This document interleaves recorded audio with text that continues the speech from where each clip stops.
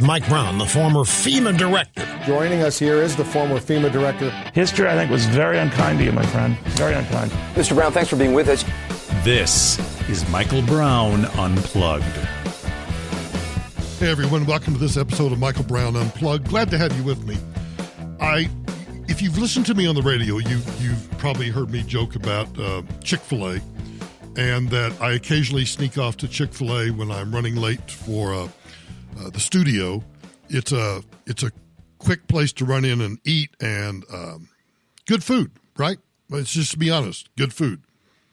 I'm trying to think, and I just thinking out loud here, I'm guessing that over the past month or so, since Chick-fil-A announced its change in its corporate foundation giving policies, that I've been to Chick-fil-A maybe, I don't know, half dozen times.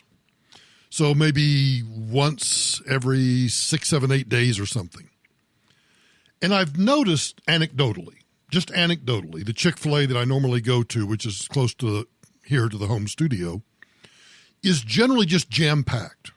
I mean, it's just, now, service is fast, they get people in and out, but I've noticed that lately, it doesn't seem quite so jam-packed.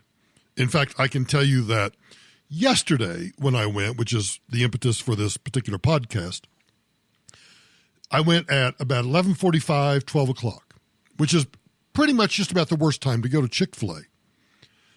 Nobody waited in line.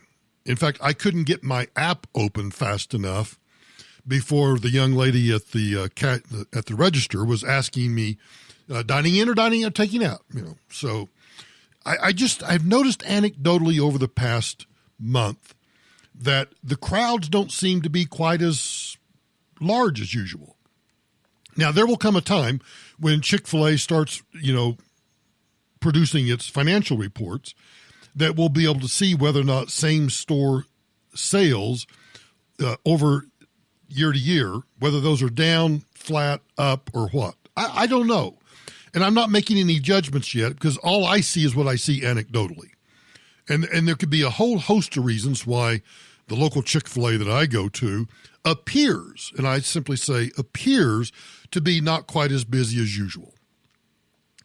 But, and it's a big but, Chick-fil-A's announcement that it was dumping the Salvation Army and the Fellowship of Christian Athletes, which we know are under attack, not by, and I want to be perfectly clear here. Richard Nixon want to be perfectly clear here.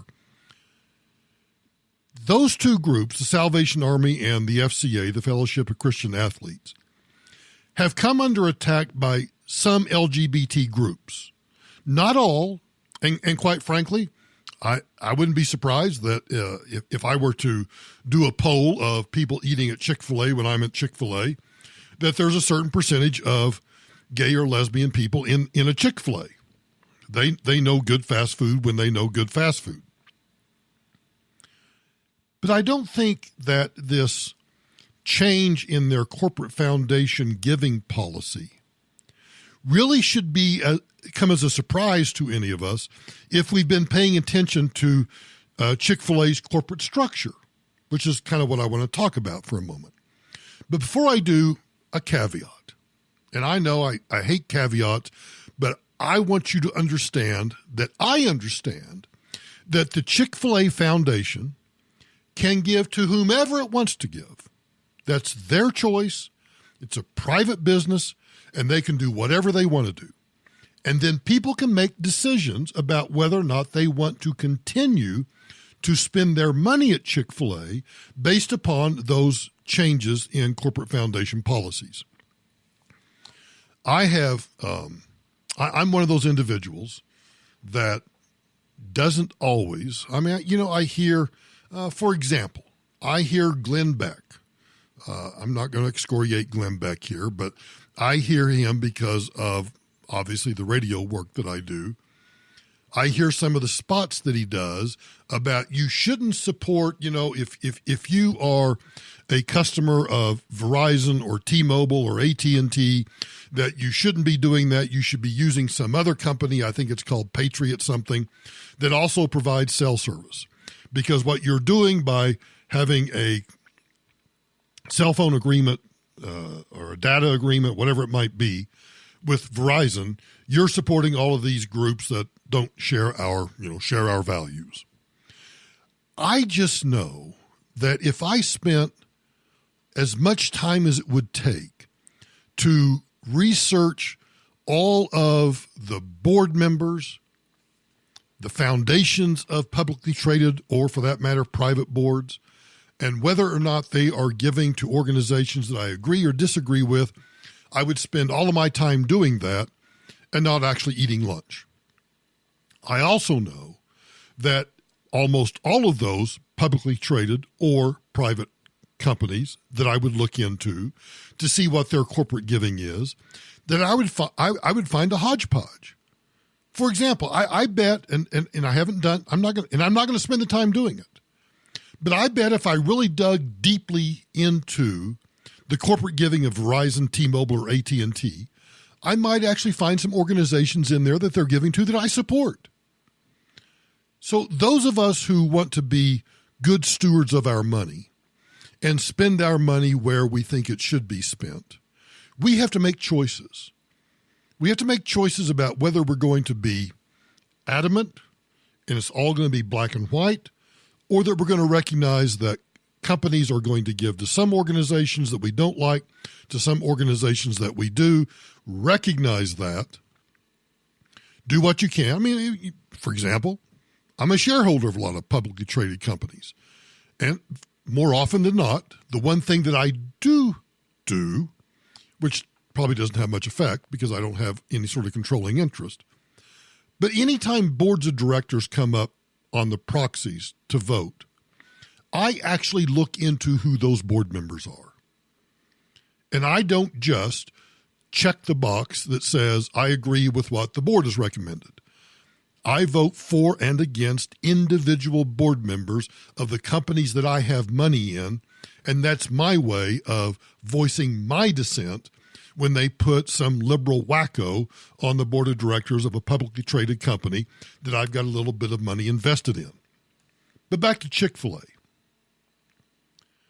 The donations coming out of the Chick-fil-A Foundation shouldn't be a surprise to many of us if we've actually studied the Chick-fil-A corporate structure. The executive director of the Chick-fil-A Foundation is a guy by the name of Rodney Bullard. He's a former White House fellow, and he's a former assistant U.S. attorney. Now, some may have mistaken him for a conservative because he was a White House fellow during the Bush administration. But if you dig deeper into his background, you will see that he's a Barack Obama donor, and more recently, he donated to Hillary Clinton's campaign while he was at Chick-fil-A. Now, like a lot of corporations, Chick-fil-A branded its charitable giving as a form of social responsibility. And then Bullard becomes its vice president of corporate social responsibility. Now, unlike charity, corporate social responsibility is, in my opinion, a leftist endeavor to transform corporations into the political arms of radical causes. Anytime you tell me it's about social responsibility, that's a red flag, that's a buzzword to me that says leftist. But like other formerly conservative corporations, Chick-fil-A made the fundamental error, in my opinion, of adopting the language and the infrastructure of its leftist peers. And that made what happened in terms of their corporate foundation giving actually inevitable, in my opinion. There was an interview in Business Insider earlier this year when Rodney Bullard, the new Chick-fil-A Foundation director, he emphasized that the Chick-fil-A Foundation had a, quote, higher calling than any political or cultural war. So what was he doing when he said that? I think he was preparing the way for the shakeup that was coming this past fall. Because even while he claimed that the Chick-fil-A Foundation had a higher calling than a political or cultural war, he was actually preparing to accommodate the left's cultural war. Bullard would have been, I think, seen as a safe bet. The Chick-fil-A Foundation and the Christian groups that supported were so entangled that Bullard actually served on the Salvation Army's National Advisory Board and was on the National Board of Trustees of the Fellowship of Christian Athletes. What's my point about that? There's this intermingling everywhere. And if you try to disentangle all of the interweaving of individuals, just like Rodney Bullard, you're soon going to find out that, he's on the board of Salvation Army.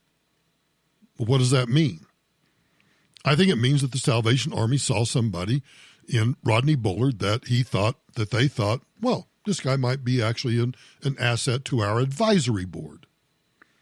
Hey, by the way, Salvation Army, I'm available to serve on your board at any time you want because I fully support your mission and have been a ardent, strident supporter of what the Salvation Army does in disasters versus the American Red Cross. But that's a podcast for another time. But I don't think that Rodney Bullard's vision, I don't think it was not that it was charitable, but his vision is more of corporate social responsibility. To me, that's the problem. And those two things, charity and corporate social responsibility, I think are two entirely different things. Charity helps people. Corporate social responsibility is just virtue signaling. And unlike charity, corporate social responsibility isn't about helping people, but it's about ticking off ideological boxes, ticking off identity politic boxes, like diversity in the environment and all of the wacko things that the leftists do. And if people accidentally get helped in the process of helping a corporation signal its membership in the politically correct creed, I don't know that can't be helped. The Chick-fil-A Foundation will go on funding leftist group like Atlanta's West Side Future Fund. That fund is a project of the Atlanta Committee for Progress, together with Mayor Kasim Reed. It will just opt out of funding Christian groups whose views offend anybody on the left. But it won't something like, once again, Atlanta Committee for Progress. What does that tell you? Another red flag word. That group, the West Side Future Fund, shoveled $1.7 million last year from the Chick-fil-A Foundation. And that vastly outpaces the mere $115,000 that the Salvation Army was getting for its Angel Tree program to give gifts to poor kids during the holidays. But even that low-end six-figure donation was too much for Rodney Bullard. And so the gifts had to be snatched away from the kids. Sorry, kids. Politics sometimes are more important than your presence. Now, there was a less publicized donation of $100,000 that went to Sustainable Atlanta. Once again, sustainable. What do you need to know? Now, $100,000 could have bought a lot of gifts for those poor kids in Atlanta. But once again, there was also a $10,000 donation to Saris to Suits, whose mission is to advance women's empowerment, education, gender equality, and social justice. So there's money for social justice, but not for the Salvation Army. Now, they also gave $25,000 to UNICEF, $75,000 to Andrew Young's foundation. Now, that shouldn't be a surprise. And Carticle's UN ambassador Andrew Young sits on the Chick-fil-A Foundation Advisory Board. So here's some other donations. $20,000 to the Latino Leaders Network, $20,000 to the Harvard Debate Diversity Network, $45,000 to the King Center for Nonviolent Social Change, and $5,000 to Friends of Refugees. Now, that last group, they boast of resettling the sort of refugees that would probably walk into a Chick-fil-A and demand halal food. There's also money for Muslim refugees, but again, not for the Salvation Army. And that's just the tip of the iceberg. Diversity, equity, social justice, all those things are just buzzwords associated with the kinds of organizations the Chick-fil-A Foundation has been funding. And that's typical. That is typical corporate social responsibility ventures, which are all about pictures of smiling poor kids cradling, green plants accompanied by women in hijabs. There's nothing unusual about that. That's corporate America today. But most conservatives thought without doing any sort of investigation, that Chick-fil-A was different. It wasn't another corporate social behemoth. But that never really was true, I don't think. Maybe in the very beginning. But as Chick-fil-A grew and became larger and larger, and it had to deal with opposition of getting into airports or getting into even certain communities. Wasn't it Boston or some suburb of Boston that was trying to outlaw Chick-fil-A from being in its municipality? I mean, come on. Once again, I think that proves that there are good things and there are bad things. Now, last year, the Fellowship of Christian Athletes got $25,000, far less than the amount, what was it, $75,000 that was pumped into the Andrew Young Foundation. So my point in all of this is quite simple. It goes both ways. Yes, there's virtue signaling, and yes, there's money going to organizations that you and I as conservatives would look at and go, yeah, well, we're glad they got it. And then when you dig deeper, you go, well, why did you only give $25,000 to the FCA and you give $75,000 to Andrew Young's? I'm not on the board. I don't know why that decision's made. I can guess, I can speculate, but I really can't sit here and say they gave $25,000 to one and $75,000 to another because of X, Y, or Z. But the real question I think that some people are struggling with, I'm not struggling with it, is what will the Christians who made Chick-fil-A the boom, growing icon that it is, what are they going to do now? Well, you can struggle and fight to try to hold Chick-fil-A accountable. You could boycott it, or you could do like I do. Still enjoy it. Recognize that when I spend my $6, $7, $8, whatever it is at Chick-fil-A, that 10 cents of that or 15 cents of that or 25 cents of that is going to go, whatever the amount is going to go in the grand scheme of things to give a couple of pennies to an organization that I oppose. And a couple of pennies are going to go to some organizations that I support. I just don't think we can live our lives making decisions about where we eat, the cell phone service that we use, for example, I think about right here in my home studio. I've told you about my redundancy. I got Comcast. Well, hell's bells, Comcast, NBC Universal. Do you think I support them? No. But they're the best ISP in my neighborhood. And until somebody else comes along, I'm going to have a redundancy, and it's going to be T-Mobile, who's probably just as bad as Comcast when it comes to, air quotes here, social responsibility. Sometimes you don't have a choice. Well, I guess you always have a choice.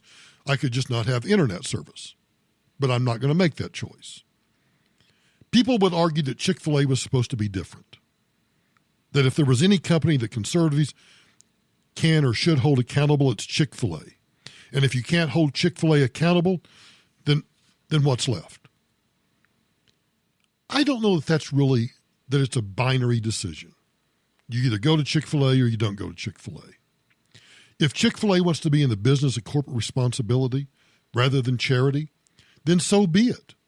And if people make decisions that, as you're driving toward Chick-fil-A and you're listening to this podcast and you decide, well, you know what? I know that Brown goes, but I'm not going to go today. I'll wait and go some other time. That's going to affect their bottom line. That's $6, $7, $8 they wouldn't get today that they would have gotten. I just think that the problem, I want to word this correctly. That's why I'm struggling a little bit here. I think the whole issue with Chick-fil-A is, once again, Chick-fil-A has allowed itself to become infused with politics. And I don't know of many, if any, companies that aren't infused with politics one way or the other. Go back to the Beck example. So he denigrates AT&T and Verizon in support of another company. Well, the other company is as infused with politics. It just happens to be on the right side of the aisle versus Verizon and AT&T, which he claims are infused with politics on the left side of the aisle. But I bet if we really dug into the corporate giving of AT&T and Verizon, we would find those $25,000, $75,000, maybe a couple of $100,000, maybe even $1 million donation to an organization that we would go, oh yeah, we support that group. But then we would look over here at the $5 million donation to a group that we don't support and go, but we don't support that. I just think personally, for me, you have to make your own decision. Personally, for me, when it comes to, and while I do try to be aware and participate and make an impact where I can, I'm not going to completely alter my life. I know that when I go to Chick-fil-A and I buy a chicken sandwich or some chicken strips and a Diet Coke and some waffle fries, good grief, you got to go at least for the waffle fries, that some of the pennies out of my order are going to go to support an organization that I don't like, the Andrew Young Foundation. And that a couple of pennies might go to support an organization that I do support. So instead, in terms of my investment dollars, I'll vote against board members that I think are wrong or too far left or too liberal or whatever else. And it may not have any impact, but I've done what I can do. Now, enjoy the podcast. I'm going to go to Chick-fil-A. Thanks for joining me today. I really do appreciate it. And be sure and drop me a line if you'd like to comment about Chick-fil-A. You can find me on Twitter at Michael Brown USA. You can find me on Facebook. It's facebook.com/Michael D. Brown. And you can always follow the show at Michael Brown Unplugged. And as always, if you haven't already, don't forget to subscribe to the Michael Brown Unplugged podcast. You can do that on Apple Podcasts, iHeart, Spreaker, Stitcher, Google. Wherever you're listening to this right now, you can subscribe right there. And if you've been enjoying the podcast, I'd appreciate it if you'd leave a 5-star rating and a review. Michael Brown Unplugged is written by me, produced by Right Turn Media. My marketing and social media is done by Whole Crowd. And thanks again for listening to Michael Brown Unplugged. Talk to you tomorrow.